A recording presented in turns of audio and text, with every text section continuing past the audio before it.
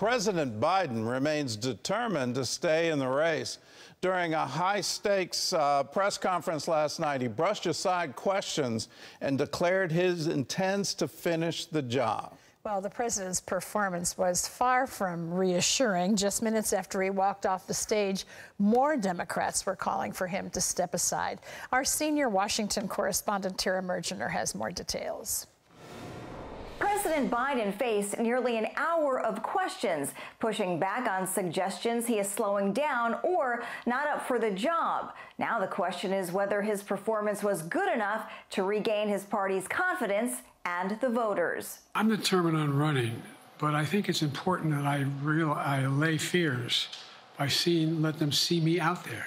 The news conference was meant to reassure Democratic lawmakers, supporters, and voters that he has the strength and stamina to be commander-in-chief. But he stumbled on the first question when pressed on whether Vice President Kamala Harris could beat Donald Trump in November.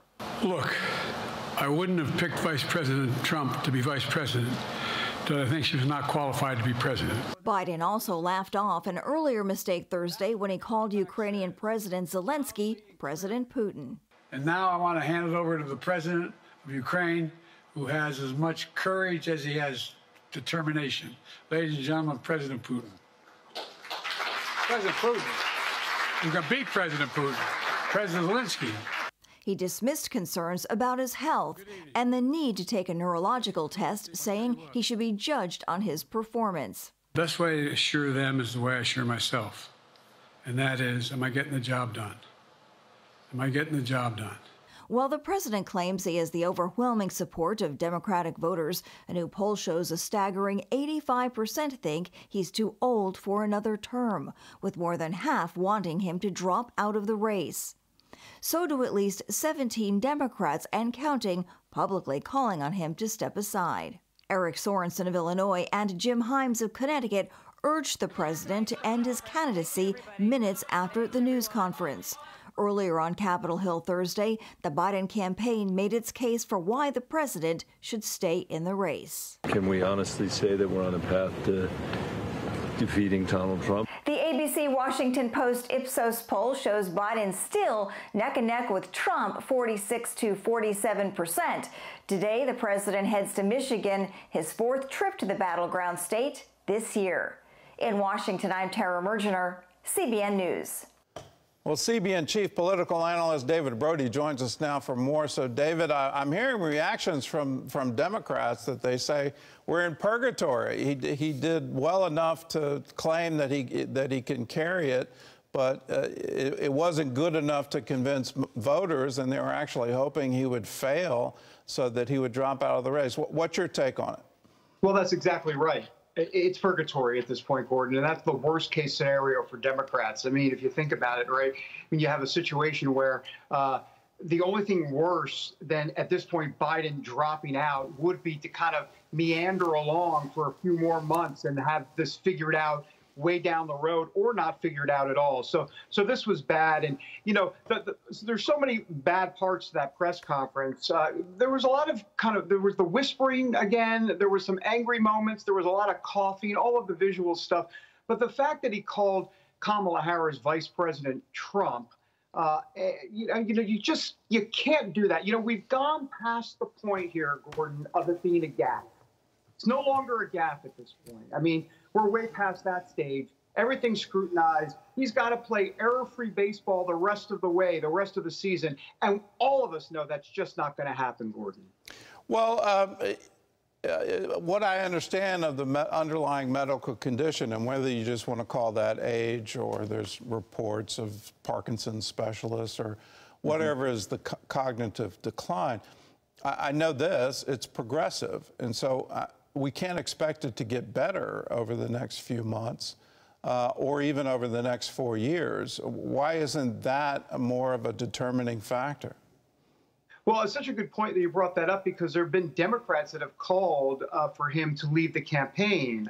But now we're starting to at least see barely at least one Democrat in the House calling for him to step away from the White House, not just the race. In other words, if you can't be If you don't think you should be president in 4 years or for the next 4 years, what about right now? And we actually saw one House Democrat do that yesterday in a statement to say he should resign the presidency. So you wonder how much this will pick up steam.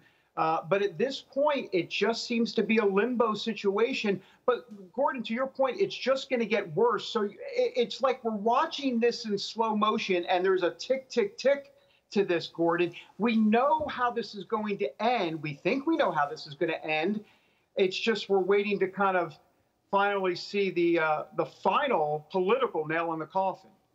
Well, I would submit it's been obvious for a while, whether it's the slurred speech or the gate, or it's been obvious for a while. And it also seems to be that both White House aides, his own family, have been hiding the condition for some time and trying to protect him from it being exposed.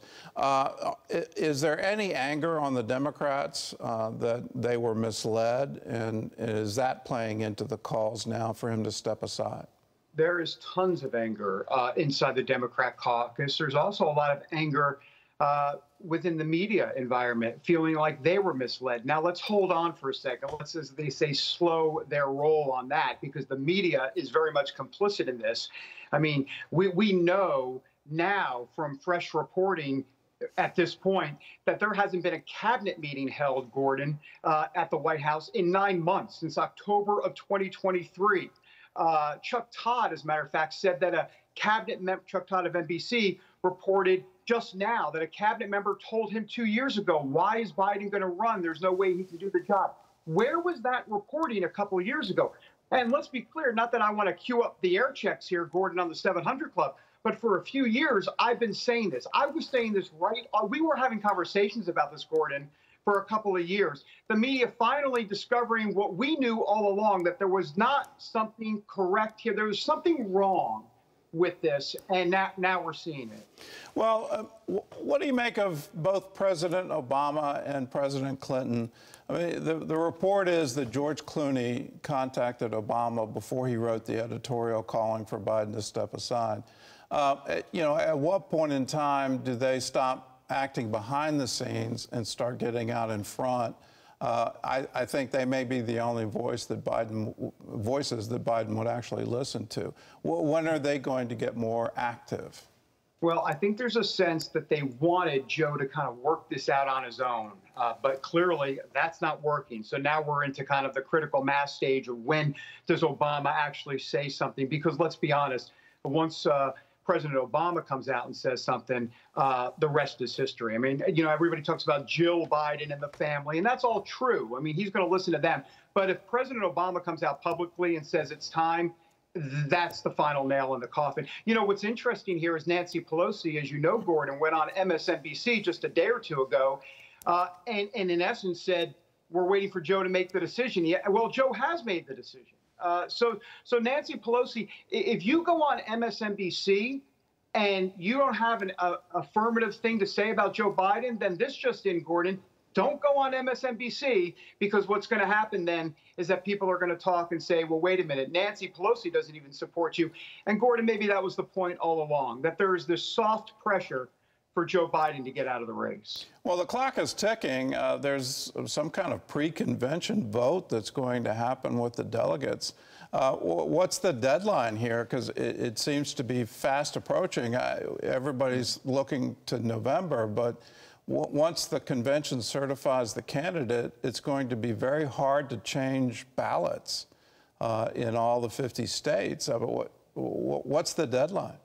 Well, there's a couple different things here going on. First of all, you're right. There'll be a virtual roll call of the delegates before the actual convention in Chicago, which is August 19th, or begins that week.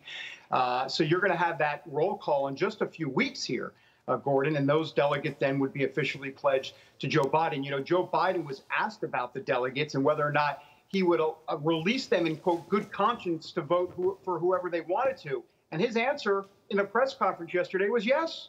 Go ahead, do whatever you need to do. I mean, he basically released the delegates to do whatever they needed to do in good conscience. So it'll be interesting to see. There is a sense, there's a couple quick things, and I know we're limited on time, but I'll just simply say that if he basically resigns after he has the delegates and the nomination, then officially that money that he has in his campaign coffers would go to Kamala Harris if she's the pick. So that's how that would work. So we'll see how that plays out. Okay. Well, we're in uncharted territory. Yeah. This has been an historical presidential year on so many different levels. So, David, thank you so much for your insight and your wisdom, and we're going to be having you back a whole lot over the coming weeks. Thank you. I'm around. All right.